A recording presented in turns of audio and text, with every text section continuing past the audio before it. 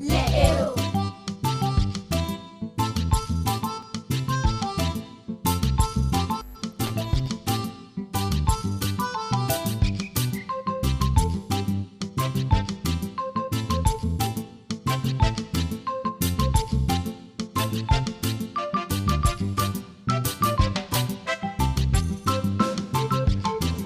Porte-toi bien.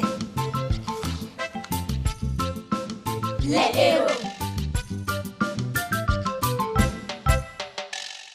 Bonjour à nos amis qui nous suivent présentement et merci pour votre constante fidélité. Aujourd'hui, nous allons essentiellement parler de la santé. Nous savons que les maladies menacent beaucoup les enfants aujourd'hui et beaucoup sont alités. Il y a plein d'enfants qui meurent aujourd'hui pour manque de santé. Donc aujourd'hui, avec tous ceux qui sont ici au plateau, nous allons parler essentiellement de santé. Mais nous allons d'abord demander aux enfants de se présenter avant qu'on puisse écouter un chant. Et nous commençons par ma droite. Je m'appelle Cabré Herman. Cabré Herman, il a combien d'ans? J'ai 14 ans. Je m'appelle Barry Armel. Barry Armel. J'ai 11 ans et demi. Elle a 11 ans et demi. Ça, c'est bien. Je m'appelle Ouedraogo Barkone. Bienvenue, j'ai 12 ans. Je m'appelle Cabré Diane. J'ai 12 ans. Et tu fais quelle classe? Je fais la 6e. Il fait la 6e. Je m'appelle Kendrobego Samuel. J'ai 13 ans. Il a 13 ans, ce bonhomme bien cravaté. Et moi, je suis votre ami, le tonton Abel. Et avant de poursuivre, nous allons vous demander de suivre avec nous ce chant. Et tous ceux-là qui sont à la maison, vous pouvez même chanter avec nous. Parce que les mots seront affichés sur l'écran. Les héros. Musique. Mon Dieu est si grand, si fort et si puissant, rien n'est impossible à mon Dieu. Mon Dieu est si grand, si fort et si puissant, rien n'est impossible à mon Dieu. Les morts sont à lui, les lacs sont à lui, les cieux sont sa création. Mon Dieu est si grand, si fort et si puissant, rien n'est impossible à mon Dieu. Mon Dieu est si grand, si fort et si puissant, rien n'est impossible à mon Dieu. Les morts sont à lui, les lacs sont à lui, les cieux sont sa création. Mon Dieu est si grand, si fort et si puissant, rien n'est impossible à mon Dieu. Mon Dieu est si grand, si fort et si puissant, rien n'est impossible à mon Dieu. Les héros. Avis des enfants. Est-ce que tu as déjà été malade? Oui, j'ai déjà été malade. Est-ce que tu sais pourquoi tu as eu l'angine? Oui, parce que je suçais trop la glace et puis je ne me couvrais pas la nuit.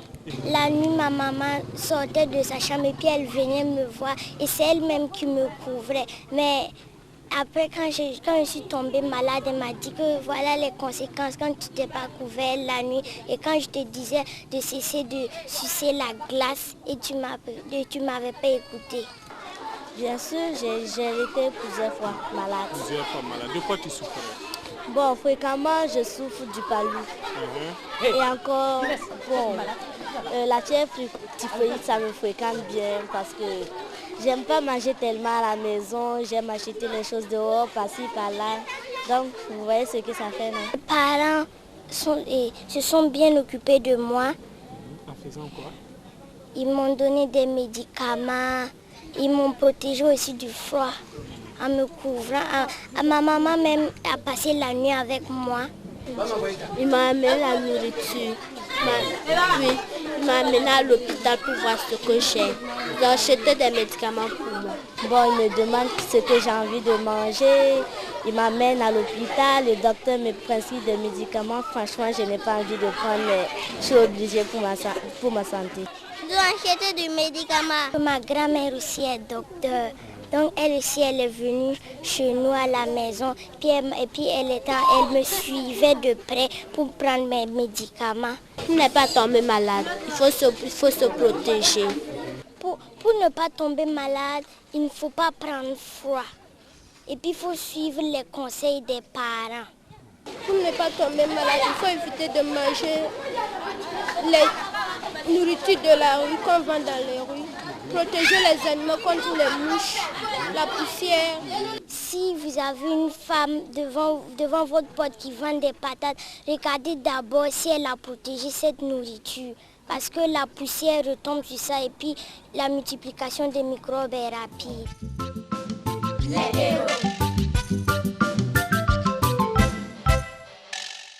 Je vais demander à Diane de nous parler de quelque chose. Est-ce que tu as déjà été malade? Oui, Tu as déjà été malade de quoi? de la typhoïde. De la fièvre typhoïde. Oui. Ah mais ça, c'est pas du tout intéressant. Qu'est-ce que tes parents ont fait pour toi? Mes parents m'ont amené au dispensaire. Oui. Mais quand tu étais malade, tu pensais à quoi? Je priais à Dieu pour que je reçoive la santé. Nous passons à notre ami Samuel. Est-ce que tu as déjà été une fois malade? Oui, j'ai déjà été malade. Et de quoi tu souffrais? Du palu. Du paludisme. Et qu'est-ce que les parents ont fait pour toi? Ils m'ont amené au dispensaire. Ils t'ont amené au dispensaire. Et quand ils sont allés au dispensaire, qu'est-ce que l'infirmier a dit? Ils nous ont prescrit des ordonnances. Des ordonnances. Et on t'a fait une piqûre, une perfusion ou des comprimés que tu as avalés? Des comprimés. Des comprimés qu'on t'a donnés. Nous allons passer le micro actuellement à Bienvenue. Bienvenue, tu vas nous parler un peu quelles sont les différentes causes des maladies. Par exemple, le palu. Qu'est-ce qui envoie le palu? Il y a une moustique. Quand il te pique, tu gagnes la maladie. Tu gagnes la maladie. Donc, il y a les moustiques qui causent le paludisme. Mais comment faire pour ne pas avoir le paludisme alors? Il faut se protéger avec sous des moustiquaires. Il y a des produits qui chassent les moustiques. Qui chassent les moustiques. Oui. Donc, essentiellement, il faut se protéger contre les moustiques pour éviter le paludisme. Est-ce que Barry veut nous dire quelque chose à propos des maladies? Tu es déjà tombé malade? Oui, Et tu souffrais de quoi? le palu. Le paludisme. Qu'est-ce que les parents ont fait pour toi? Ils m'ont amené au dispensaire. Après, le médecin nous a donné des médicaments. Le deuxième jour, on est venu pour m'a fait des piqûres. Tu dois aimer les piqûres, hein? Tu n'aimes pas les piqûres. Ah, mais c'est pour que tu sois vraiment guéri, pour que tu sois rétabli. Herman, selon toi, en général, qu'est-ce qui cause les maladies? En général, ce sont les microbes qui causent les maladies. Ce sont les microbes qui causent les maladies. Mais ça, c'est trop fort. Explique-moi, c'est quoi le microbe? Un microbe, c'est le vecteur, c'est-à-dire celui qui cause la maladie. C'est celui qui, par exemple, quand on dit un tel a le palu, c'est à cause de ce microbe qu'il a le palu. Le microbe, il est comment? Il est gros comme le micro? Bon, le microbe, il est invisible à l'œil nu. Il est invisible à l'œil. Mais comment fait-on pour voir un microbe alors? Diane, toi qui sais ce que c'est qu'un microbe? Pour voir le microbe, il faut utiliser le microscope. Il faut utiliser le microscope.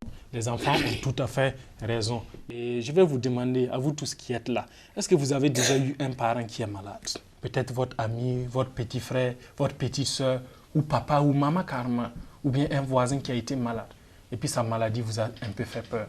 Qui va nous raconter? Herman, tu peux me parler un peu? Ma petite soeur était malade de la fièvre typhoïde. De la fièvre typhoïde. Bon, à un moment, elle refusait de manger. À un moment, elle commençait à perdre le poids. Donc, et on est parti chez le pasteur, on a prié pour elle. Et puis, elle a retrouvé la santé.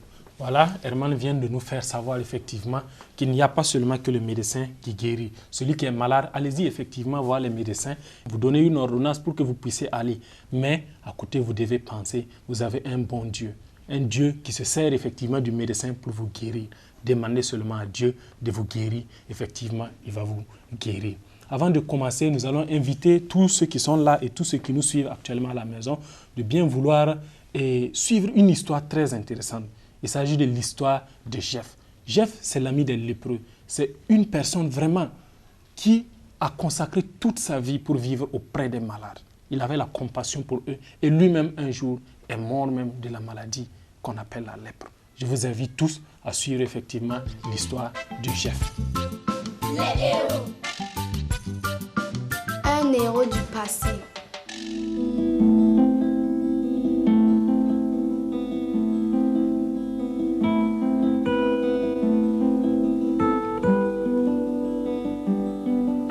Au milieu de l'océan Pacifique se trouve un groupe d'îles nommées les îles Hawaï. Pas loin de la capitale Honolulu se trouve l'île de Molokai. Une partie étroite, coupée du reste de l'île par des montagnes, a été désignée par le roi de Hawaï comme l'endroit où les lépreux doivent passer leurs derniers jours. C'est l'an 1873. La nuit tombe sur Molokai. Ici et là, il y a des lampes qui s'allument dans des maisons. Jeff, appuyé contre un arbre, a le regard fixé vers le lointain. Le vent frémit à travers les palmes au-dessus de sa tête. Il est temps d'aller dormir, mais où est-ce qu'il posera sa tête? Une maison ou une cabane? Il n'en a pas encore sur l'île. Comment est-ce qu'il pourrait dormir après tout ce qu'il a vécu cette première journée sur Molokai? Non, il restera assis ici. Sa pipe lui tiendra compagnie et entre-temps, il pourra réfléchir sur tout ce qu'il a vu aujourd'hui. La première rencontre n'a pas été tellement déconcertée. À une certaine distance, Molokai donnait une impression agréable et un grand nombre d'habitants étaient là pour accueillir Jeff et un nouveau groupe de 50 lépreux. Mais petit à petit, il réalisait qu'il serait la seule personne saine entre des centaines de gens dont les jours étaient comptés. Celui qui devait partir à Molokai ne revenait jamais vivant, mais Jeff n'avait pas hésité. Il savait que Dieu l'appelait à venir vivre et travailler au milieu de ces gens-là. Autrement, qui va les consoler, les encourager et leur donner le message qu'une autre vie les entend, sans maladie et sans souffrance? Une vie que Dieu veut accorder à tous ceux qui l'aiment. Jeff n'a pas hésité un moment. Non plus au moment où il était descendu à terre et qu'il pouvait voir les habitants en face. Chez beaucoup d'entre eux, la lèpre avait atteint le visage et les mains étaient mutilées. Et en plus, ils avaient des regards tristes et résignés. Jeff avait des difficultés à les regarder en face. Et en plus, il y avait cette odeur terrible qui les accompagnait. Ils étaient tous séparés de leurs parents. La personne qui avait cette maladie devait partir à Molokai et c'était inévitable. Le danger de contamination était trop grand. Il y avait même des enfants entre eux qui devaient vivre ici sans parents, tout à fait abandonnés.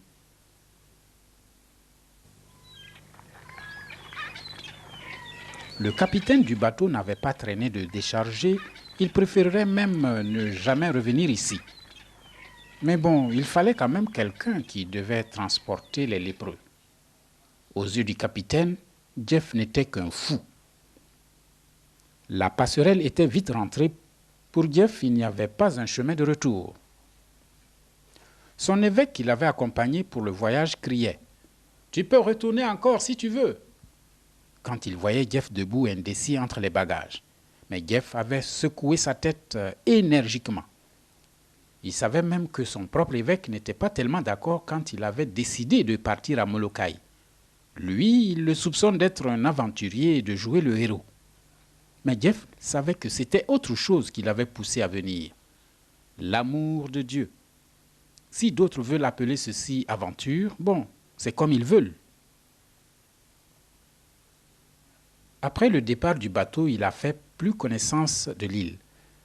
Ce qui semblait bien à distance s'avérait terrible de plus près. Comment pouvait-il vivre comme ça? Il n'y avait pas d'alimentation en eau, pas d'hôpital, pas de médecin ou d'infirmière, même pas de médicaments et de bandages. Et alors qu'ils étaient gravement malades, un à un. Avec leur dernière force, ils menaient une vie désordonnée. Ils préparaient eux-mêmes leur propre alcool. Et à cause de ça, il y avait des disputes et des bagarres partout. Et personne ne pouvait leur dire quelque chose de Dieu alors que tous n'étaient pas loin de la mort. C'est bouleversant. Mais il fallait quand même commencer tout de suite.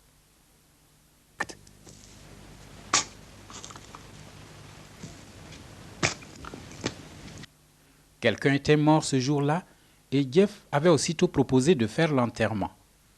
Comme les gens même n'avaient guère la force de creuser, c'était lui qui avait creusé la fosse. Et après, il avait prononcé des paroles de consolation et de vie éternelle. Si ceci avait touché les lépreux, il en doutait.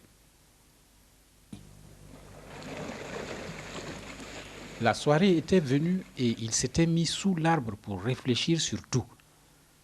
Une fille lépreuve était venue lui apporter quelques fruits. « S'il vous plaît, vous avez certainement faim. » Il l'avait regardée avec reconnaissance. Son visage montrait clairement les premiers traits de la maladie redoutée pour laquelle il n'existait pas encore de médicament. Mais il avait la ferme intention de faire tout ce qu'il pourrait rendre leur vie un peu agréable.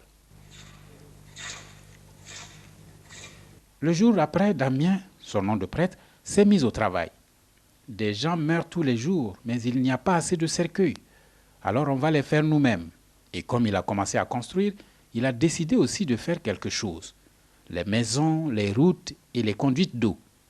Et il pense aussi à une église où ils peuvent se réunir le dimanche, mais aussi pendant la semaine pour chanter et avoir des cultes. Entre-temps, on trouve Damien dans les cabanes. Il soigne les membres qui sont blessés.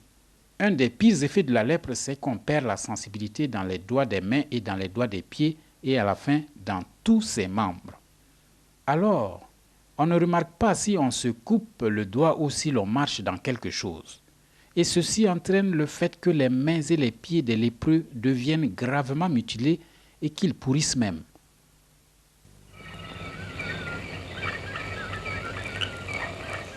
Lorsqu'il a le temps, le père Damien écrit beaucoup de lettres dans sa propre maison, à sa famille à Tremelo, le village d'où il vient, tout près de Leuven en Belgique, mais aussi aux dirigeants des églises et de gouvernement. Il doit recevoir plus d'aide, des médecins, des infirmières, des médicaments, matériaux de construction et beaucoup plus encore. Il écrit un grand nombre de lettres et après quelques années, enfin la situation commence à s'améliorer un peu à Molokai.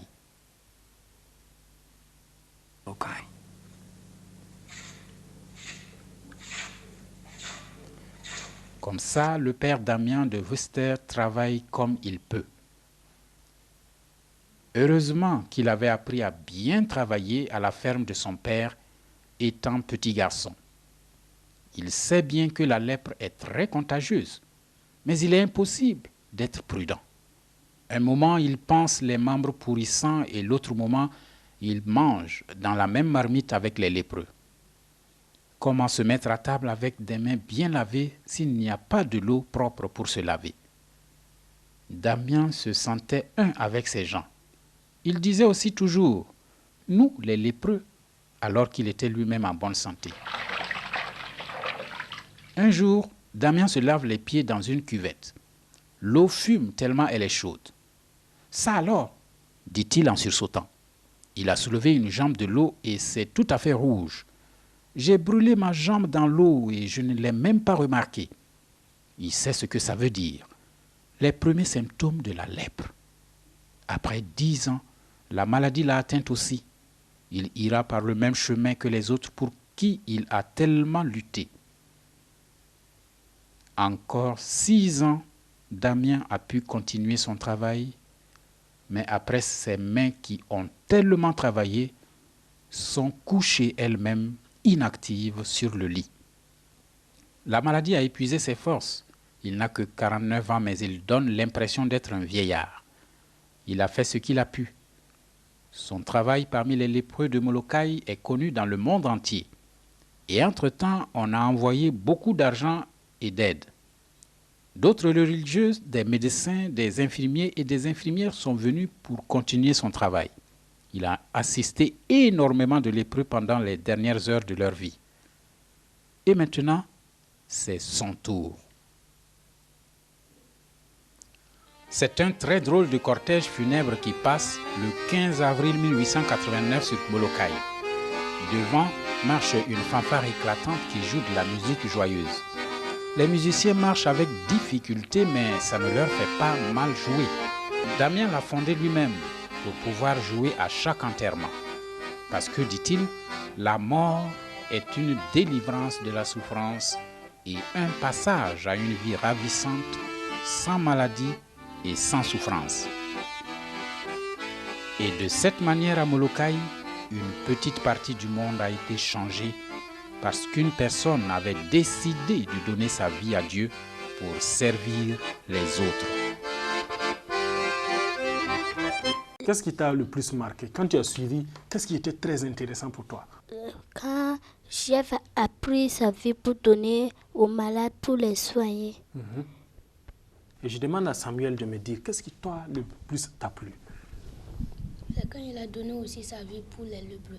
Quand il a donné sa vie aux lépreux, en faisant quoi? Il a donné sa vie en faisant quoi? En leur fabriquant des cercueils. Oui. Et en creusant les tombes. En creusant les tombes pour eux. Déjà, c'est quelqu'un qui a donné effectivement sa vie pour aider les autres, pour que les autres soient effectivement contents. Mais avant de continuer, je demande à Armel de nous dire qu'est-ce que c'est que la lèpre d'abord.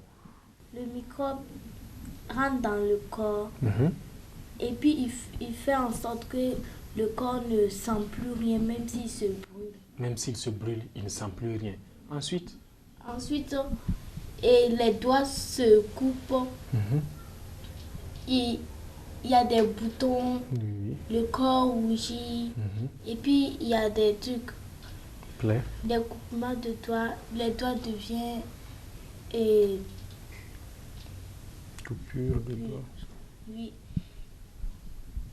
Et puis il y a plein de boutons sur la face. Il y a plein de boutons. Vraiment, c'est très bien. Nous avons des enfants qui sont déjà des docteurs parmi nous parce qu'ils savent effectivement décrire la lèpre. La lèpre est causée par un vecteur qui est un microbe. Et ce microbe-là fait quoi? Il fait de telle sorte que nous ne sentons plus effectivement rien sur le corps.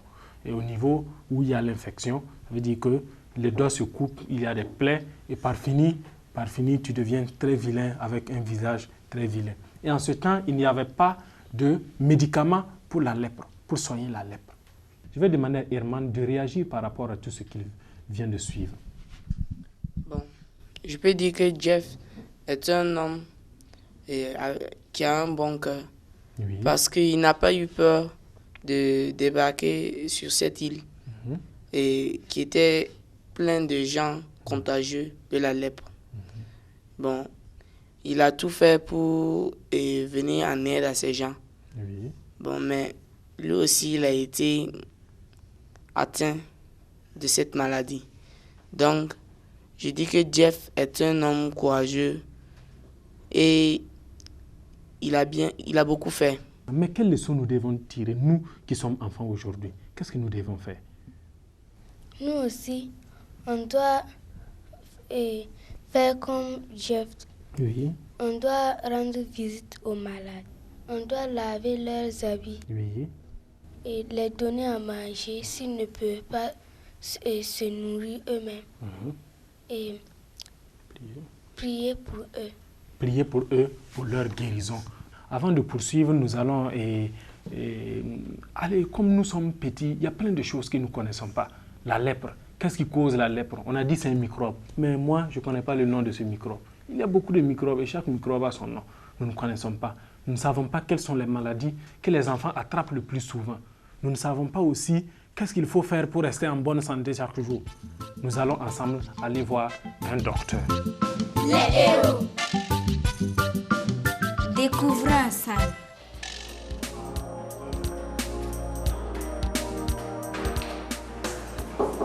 Oui, entrez. Bonsoir, docteur. Oui, bonsoir. Bonsoir les enfants. Ça va, soyez les bienvenus. Asseyez-vous. Vraiment, nous avons des préoccupations et avec tous les enfants, nous souhaitons avoir vraiment des réponses à votre niveau. Oui, je pense qu'ils vont bien s'exprimer. Effectivement, il y a beaucoup d'enfants qui meurent à cause des maladies et il y a d'autres qui ne peuvent pas aller à l'école. Quels conseils avez-vous à leur formuler? Et quelles sont les maladies que les enfants attrapent le plus souvent? Merci, bienvenue. Les maladies que les enfants contractent souvent, C'est en premier lieu le paludisme, en second lieu les maladies diarrhéiques et en troisième lieu les maladies respiratoires et une infection au niveau des poumons et tout. Donc ce sont principalement les 3 maladies. Docteur, nous voulons vous demander comment vous faites pour consulter un enfant qui est malade, comment vous faites pour savoir s'il est malade. Viens sur la table, je vais t'expliquer. Tu viens? C'est bon. Enlève tes chaussures. Donc, quand un enfant malade vient, on lui pose les questions. On pose surtout aux parents qu'est-ce que l'enfant a, où est-ce qu'il a mal. Il va nous expliquer. Et ensuite, on regarde les yeux. Voilà. Pour voir s'il n'est pas anémié, s'il a assez de sang. On regarde aussi la bouche. Voilà. On regarde bien la bouche, la langue. Voilà. Mais on regarde tous les organes. Ça, c'est un stéto. Ça, c'est un stéto. Avec le stéto, je mets comme ça et j'examine. Je touche le ventre. Et surtout, je n'oublie pas, je regarde les oreilles avec ça. Voilà, je regarde les oreilles. Pour rester en bonne santé, les enfants doivent observer une bonne hygiène de vie. C'est-à-dire, ils doivent avoir une hygiène corporelle, c'est-à-dire se laver fréquemment, se laver les mains avant le repas et après les selles, se couper régulièrement les ongles et puis se brosser les dents, avoir aussi une hygiène vestimentaire, laver, les habits doivent être propres, aussi avoir une hygiène environnementale. Ça veut dire que le cadre de vie, là où vous vivez, ça doit être propre. Là, vous balayez bien vos chambres, vous rangez tout. Ça fait partie aussi de la bonne santé. Et puis, d'utiliser les moustiquaires. On a parlé tantôt du paludisme. Donc, il faut utiliser les moustiquaires imprégnés pour les enfants. Et aussi, il faut observer une bonne nutrition. Les enfants doivent bien manger parce qu'ils doivent grandir. Donc, ils doivent manger une alimentation riche. Donc, je les conseille à observer ces conseils-là. Et puis, obéir aux parents. Parce que si vous observez bien tout ce qu'ils disent là, vous allez rester en bonne santé. Et aussi écouter ce que les médecins vous disent. Docteur, est-ce qu'il y a des maladies qu'on ne peut pas guérir? Il y a malheureusement les enfants des maladies qu'on ne peut pas guérir. Il y a par exemple les cancers. C'est difficile de les guérir parfois. Certains cancers, on arrive à les guérir, mais la plupart, c'est difficile. Et actuellement, on parle du sida. Vous connaissez? On parle beaucoup du sida. Le sida, on ne peut pas guérir. Mais qu'est-ce qu'on fait? On essaie de faire disparaître les maux, les souffrances des personnes, soulager les malades. Donc, et ce qui est important, il faut savoir que, surtout vous qui êtes chrétiens, c'est ça. Donc, il faut savoir que en pareilles circonstances, nous disons toujours, nous soyons, mais c'est Dieu qui guérit. Donc, la prière est très importante, puisque Dieu est capable de tout faire. Nous, en tant qu'humains, on est limités, mais Dieu peut tout faire, Dieu peut guérir. Donc, n'ayez pas peur. Si un enfant a une maladie quelconque, il faut l'encourager à vraiment prier, à se confier à Dieu et à suivre aussi ce que les médecins disent. Merci, docteur. Merci.